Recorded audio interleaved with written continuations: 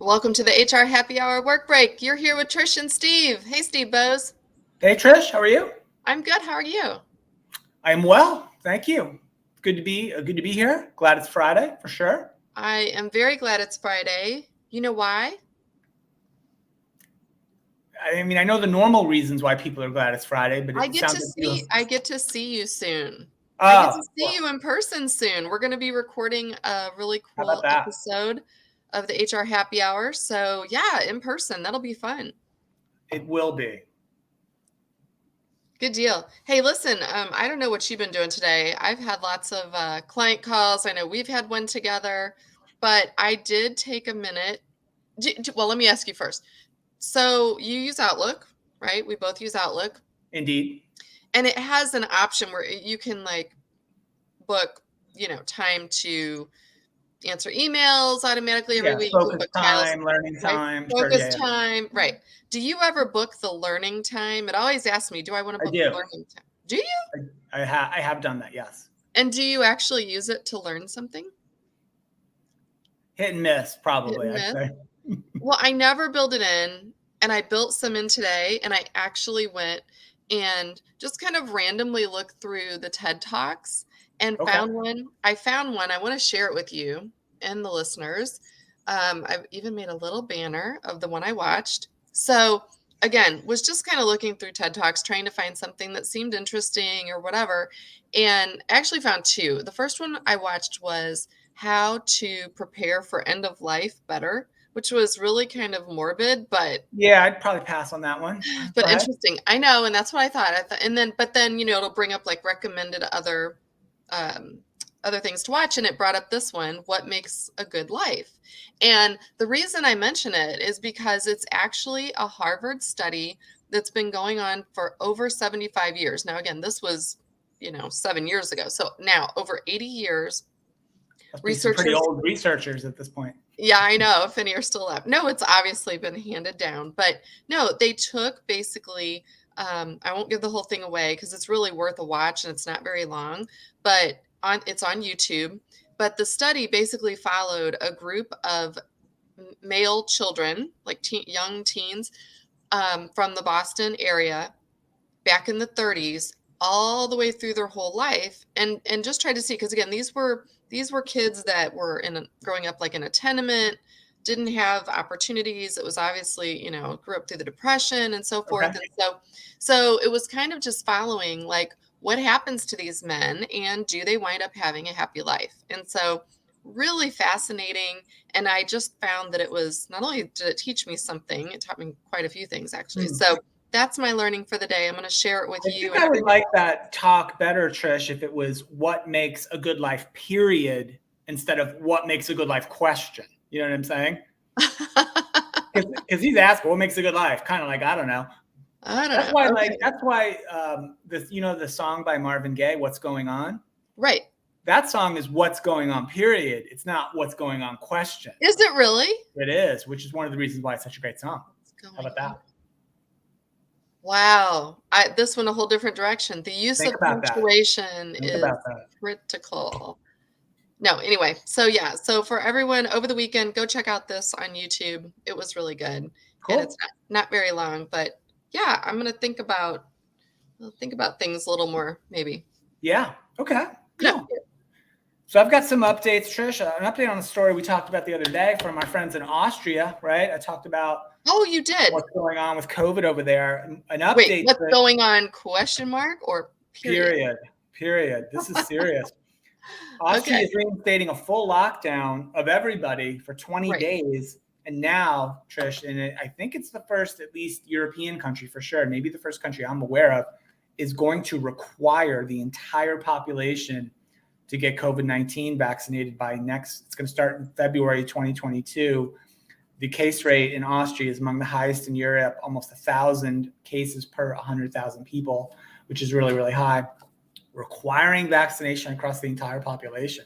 But I don't know anywhere else has done that. Maybe there is a smaller country here or there that have done that I'm not aware of, but how about that? Does it give what their current vaccination rate is? I can't remember if we It's in the 60s, which is, so I guess, not high enough. it's a lot of places in Europe are having real surges in cases. Many of them are in the 60s to high 60s, maybe a little more vaccination rates, but still it's not enough apparently. And, it's making some folks worried about what might happen here as well, because the USA is certainly not very high either.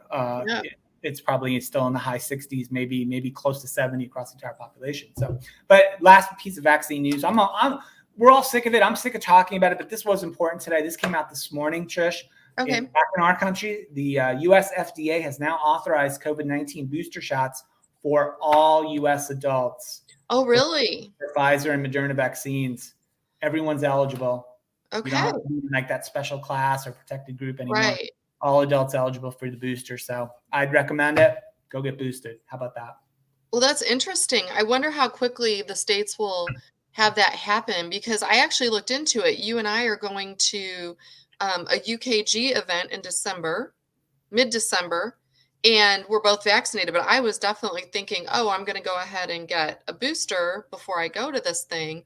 And you can't get it in my area in Illinois. Well, soon you will be able to, Trish, according to the FDA. That's my read of that story. Okay.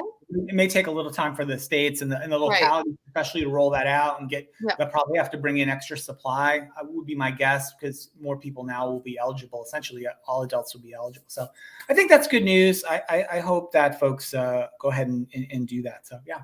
That's the COVID daily update. COVID update. I can't wait, Trish, till we can go a whole week and not talk about COVID. I guess I don't have to talk about it, but it's such a dominant thing in the world and for business and for people. It's never ending. So yeah.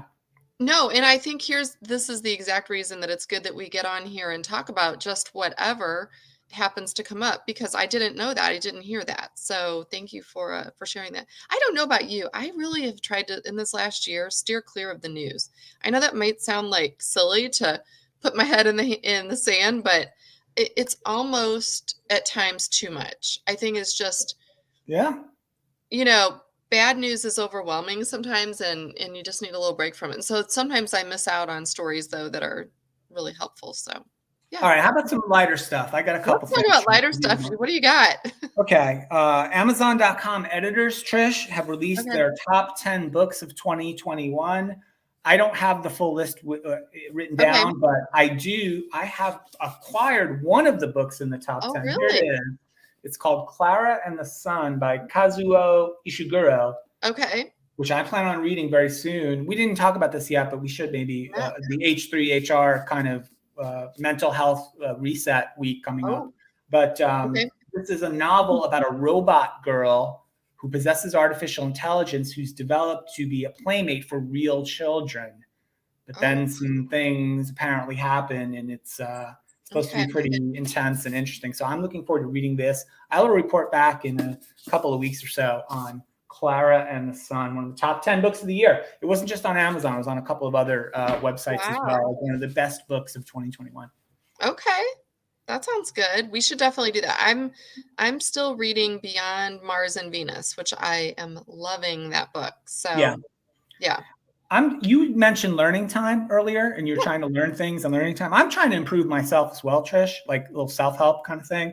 Okay. I think I've discovered a way to appear more interesting and perhaps mysterious in conversation. So I want to test this with you, though, and see if it works. So, Trish, I want you to ask me a question, just any question. Just ask me any question. What's your favorite color? You know I can't talk about that. So someone asks you a question, you reply, you know I can't talk about that in a serious way. And they'll be like, whoa, what, what, there's something there. What happened? Was there an incident? What's the backstory? Like that's. Yeah, what is the backstory now? Do I seem more interesting and mysterious all of a sudden? You do, but then you're not answering the question. That's the whole point. That's the whole point. No, I like that. I like that trick. I'm gonna try try that out on somebody. Well, you just did. Somebody else. Somebody else who's not knowing that it's going to be like a thing, right? I've seen this video. Oh my gosh, that's funny, actually. Ask me who am I going to try it out on? Who are you going to try it out on? You know I can't talk about that. Oh my God, I love this. Yeah, that works. When? I feel like you need to do it with someone like in our space, like someone who works in the HR tech industry, hopefully who's not hearing this right now, right? So that you could just, or in the I'm next sure meeting that you're in I'm or sure. something. Yeah, I'm sure everybody's listening. So I'll have to find someone in the general public, maybe. But Try yeah, try it in our next meeting, and when someone okay. asks you a question, then just say, I, I can't talk about I that. will. I will try it. I will try it. All right. Well, listen, good stuff. You have any fun plans this weekend? What are you doing? Anything good? European soccer returns after Oh, a week of international break. I'll be looking forward to watching my Wolfsburg team in the German they're league back. and Go Liverpool in the Wolfsburg. English league.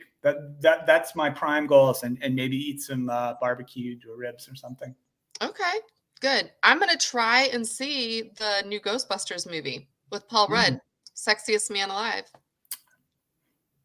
I came in third. I heard back from people. Really? Like, third. Hey, it may not have been Paul Rudd, but I will tell you, I had breakfast yesterday with Paul Rudd's college roommate. Okay, I feel good. like that's kind of cool, right? Yeah, Now, he used to be my benefits broker when I was an HR practitioner, so we were following up. Had yeah. very exciting benefits conversation. It was I great. I used to take my dry cleaning to Martin Balsam's uncle. Oh my goodness. Okay. Hey, have a great weekend. Everyone, thanks for listening. As always, please go check out the HR Happy Hour podcast, wherever you get your favorite podcasts. We've got some new ones up from this week. We've got some really good ones coming next week. We're going to record another really cool one today, actually, in just a little bit. And have a great weekend. We'll check You back too. on Monday.